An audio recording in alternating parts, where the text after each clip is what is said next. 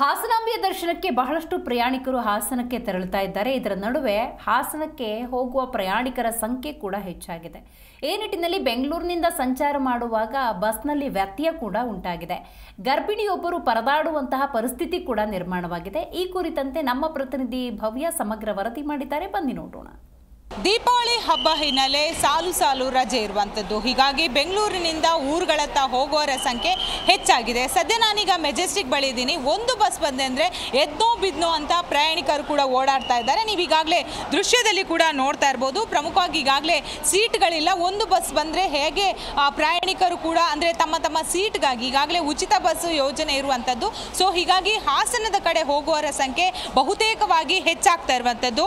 ನೇರವಾಗಿ ಹಾಸನಕ್ಕೆ ತೆರಳುವ ಬಸ್ಗಳನ್ನಂದ್ರೆ ಈಗಾಗಲೇ ಒಂದು ಕಡೆ ದೇವಿ ಹಸನಾಂಬೆ ದೇವಿಯ ಈಗಾಗಲೇ ಅಲ್ಲಿ ದರ್ಶನದ ವ್ಯವಸ್ಥೆ ಇರೋ ಕಾರಣಕ್ಕಾಗಿ ಬಹುತೇಕ ಮಂದಿ ದೀಪಾವಳಿ ಹಬ್ಬದ ಸಂದರ್ಭದಲ್ಲಿ ಸದ್ಯ ನೀವು ದೃಶ್ಯದಲ್ಲಿ ಕೂಡ ನೋಡ್ತಾ ಇರ್ಬೋದು ಯಾವ ರೀತಿ ಸೀಟನ್ನು ಇಟ್ಕೋತಾ ಇದ್ದಾರೆ ಅಂತ. ತಮ್ಮ ಬ್ಯಾಗ್ಗಳನ್ನ ಹಾಕಿ ಸೀಟನ್ನು ಕೂಡ ಇಲ್ಲಿ ಇಟ್ಕೋತಾ ಇರುವಂಥದ್ದು. ಯಾಕಂದರೆ ಈಗಾಗಲೇ ಪದೇ ಬಸ್ಗಳನ್ನು ಬಿಟ್ಟಿದ್ರೂ ಕೂಡ ಬಹುತೇಕವಾಗಿ ಪ್ರಯಾಣಿಕರ ಸಂಖ್ಯೆ ಹೆಚ್ಚಳ ಇರುವಂಥದ್ದು. ಹಾಸನ ನಗರದೊಳಗೆ ಈಗಾಗಲೇ ಬಸ್ಗಳ ಪ್ರವೇಶಕ್ಕೆ ನಿರ್ಬಂಧವನ್ನು ಕೂಡ ಹಾಕಲಾಗಿದೆ. ನೇರವಾಗಿ ಹಾಸನಕ್ಕೆ ತೆರಳುವ ಬಸ್ಗಳು ಹೈವೇನಲ್ಲೇ ನಿಲುಗಡೆ ಆಗಿರುವಂಥದ್ದು. ಸೊ ಹೀಗಾಗಿ ಬೈಪಾಸ್ ಮೂಲಕ ಮಂಗಳವಾರ ಅಂದರೆ ಚಿಕ್ಕಮಗಳೂರು ಆಗಿರ್ಬೋದು ಧರ್ಮಸ್ಥಳಕ್ಕೆ ಈಗಾಗಲೇ ಸಂಚಾರ ವ್ಯವಸ್ಥೆಯನ್ನು ಮಂಗಳವಾರದಿಂದ ಮಾಡಿದ್ರು. ಸೊ ಇಂದು ಸಂಜೆ ಬಹುತೇಕ ಬಸ್ ಸ್ಥಗಿತವಾಗುವ ಸಾಧ್ಯತೆ ಇರುವಂಥದ್ದು. ಬಹುತೇಕ ಮಂದಿಗೆ ಸೀಟ್ ಸಿಗದೆ ಇಲ್ಲೇ ಕೂತಿದ್ದಾರೆ. ಸೊ ಇಲ್ಲೊಬ್ರು ಹಿರಿಯರಿದ್ದಾರೆ. ಎಲ್ಲಿ ಹೋಗ್ತಿದ್ದೀರಮ್ಮ? ಇಲ್ಲ, ನಾವಿಲ್ಲ ಬೆಂಗಳೂರು ಬಂದಿರೋದು. ಬೆಂಗಳೂರಿಗೆ ಬಂದಿರೋದು. ಬಸ್ಗಳೆಲ್ಲ ಫುಲ್ ಇದೆ. ಹೌದು, ಹಾಸನಕ್ಕೆ ಹೋಗೋ ಬಸ್ಗಳೆಲ್ಲ ತುಂಬಾ ಇದಾವೆ. ಸಮಸ್ಯೆ ಆಯ್ತಾ ನಿಮ್ಗೆ? ಏನಾದ್ರೂ ಅಲ್ಲ, ನಾವು ಇವಾಗ ಹಾಸನಕ್ಕೆ ಹೋಗ್ತಾ ಇಲ್ಲ, ಆಂಜನೇಯ ದೇವಸ್ಥಾನಕ್ಕೆ ಹೋಗ್ತಾ ಇದ್ದೀವಿ. ಯಾಕೆ ಹಾಸನ ಕ್ಯಾನ್ಸಲ್? ತುಂಬಾ ರಶ್ ಇದೆ. ಹಾಸನಾಂಬೆ ನೋಡ್ಬೇಕನ್ನೋದು ಆಸೆ ಇದೆ, ಕನಸಿದೆ, ಆದ್ರೆ ಆಗ್ತಾ ಇಲ್ಲ ಹೋಗ್ಲಿಕ್ಕೆ. ಪ್ರೆಗ್ನೆಂಟ್ ಇದ್ದೀರಾ, ಹೇಗೆ ಕಷ್ಟ ಆಗಲ್ವಾ? ಇಲ್ಲ, ನಾವು ಹಾಸನಕ್ಕೆ ಹೋಗ್ಬೇಕಂತ ಹೇಳಿ ಕ್ಯಾನ್ಸಲ್ ಮಾಡಿದ್ವಿ. ಬಿಕಾಸ್ ಈ ಥರ ರಶ್ ಇದೆಯಲ್ಲ, ಅದರಿಂದ ಅದೇ ಒಂದು ರೀಸನ್ಗೋಸ್ಕರ. ಬಟ್ ಹೇಗೆ ಮ್ಯಾಮ್, ಅಲ್ಲಿ ಫುಲ್ ರಶ್ ಇದೆ. ಹೌದು, ಬಸ್ಗಳು ಬೇರೆ ರಶ್ ಇದೆ. ಕಷ್ಟ ಆಗಲ್ವಾ ನಿಮಗೆ ಈ ಪರಿಸ್ಥಿತಿ? ಹೌದು, ಅದಕ್ಕೆ ಈ ಕಷ್ಟ ಆಗಿರೋದ್ರಿಂದನೇ ಕ್ಯಾನ್ಸಲೇ ಮಾಡ್ಬೇಕು ಅನಿಸ್ತದೆ. ಬಿಕಾಸ್ ಕಷ್ಟ ಅಲ್ವಾ, ಅಲ್ಲಿ ಒಂದು 2-3 ಅವರ್ಸಲ್ಲೆಲ್ಲ ಆಗ್ತಾ ಇಲ್ಲ ಇವಾಗ ದರ್ಶನ ಇಲ್ಲ. ಅದರಿಂದ ಏನು ಹೇಳ್ತೀರಾ? ಅಂದರೆ ಇನ್ನೂ ಹೆಚ್ಚು ಬಸ್ ಬಿಡಬೇಕಂತ ನಿಮ್ಮ ಒಪಿನಿಯನ್ ಇದೆಯಾ?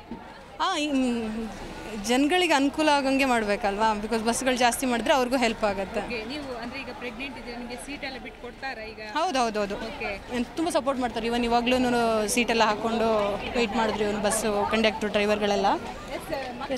ದೃಶ್ಯ ನಾನು ನಿಮಗೆ ತೋರಿಸ್ತೀನಿ. ಇವ್ರು ಕೂಡ ಹೇಳಿದರು ಪಾಪ ಹಾಸನಕ್ಕೆ ಹೋಗಬೇಕಿತ್ತು, ಆದರೆ ಬಸ್ಸನ್ನು ರಶ್ ನೋಡಿ ಅವರು ಹಾಸನಕ್ಕೆ ಹೋಗೋದನ್ನೇ ಕ್ಯಾನ್ಸಲ್ ಮಾಡಿರುವಂಥದ್ದು. ಸದ್ಯ ಚಿಕ್ಕಮಗಳೂರು ಹಾಸನ ಬೆಂಗಳೂರು ರೂಟ್ನ ಬಸ್ನ ಸ್ಥಿತಿ ಹೇಗಿದೆ ನೀವು ನೋಡ್ತಾ ಇರ್ಬೋದು.